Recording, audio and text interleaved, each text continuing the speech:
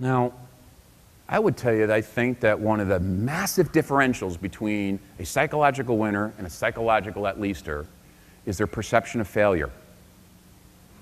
On your notes, if you get nothing else about what I tell you today, is you have to learn how to fail. Atleasters see failure as a bad thing. They see failure as I lost. They see failure when it rips their heart out and makes them feel like junk. Yet a winner sees failure as a lesson. They actually look at failure as a necessary component to grow. Now, you don't care if you have a winner or an Atleaster. Everybody doesn't like failure, I got it. But this is the thing I want you to write down in your notes. Atleasters are afraid of failure. Winners are not afraid of it. They don't like it, but they're not afraid of it. Because they're not afraid of it, they take bigger risks.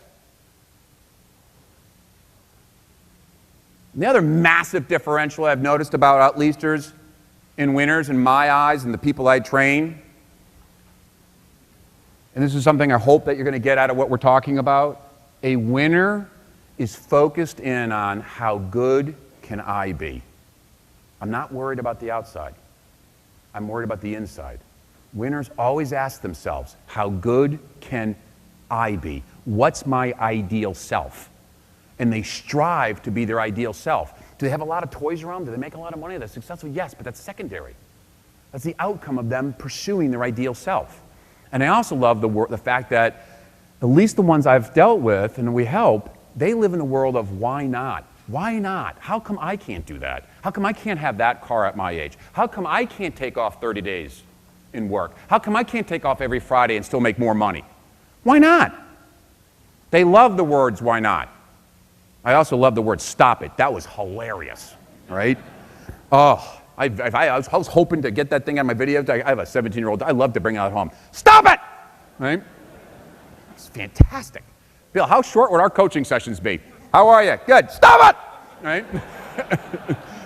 Fantastic. Am I paying you for this? Yes, you are. Now stop it. So,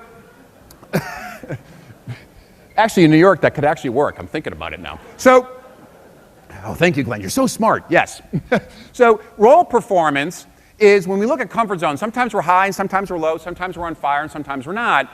But when we look at this stuff, when we take a look at the highs and lows of it, the reality is we look at the mean, that little red dot, and we draw a circle around, and we've seen this a million times, it's your comfort zone. Inside that comfort zone, what that basically says is how you see yourself inside will dictate how you perform. Now here's the crazy thing. So you're trying to tell me, if I have doubt, if I have less confidence, if I have fear, I'll perform poorly. Yes. Okay? And if I have courage, I feel strong, I have belief, I'll perform much better. Yes. Who dictates how you feel? You do. So I thought it was Matt's program that I sat in when he had you point to the person who on your table is the most responsible. I think is that the exercise he had? You know who's the most important, most responsible person at your table? You. Why do we look for outside stuff to improve us? It's all inside. So when we look at this stuff, I want to make sure that you have a couple things inside of you that really make some change. So we look at this thing called emotional involvement. And emotional involvement is when we are, and I'm going to slow down a little bit because I think it's going to be hopefully real important, but emotional involvement is when we start taking a look at how we react to certain things. For instance, right now, many of you aren't listening to me, which is fine. I feel like I'm home, right?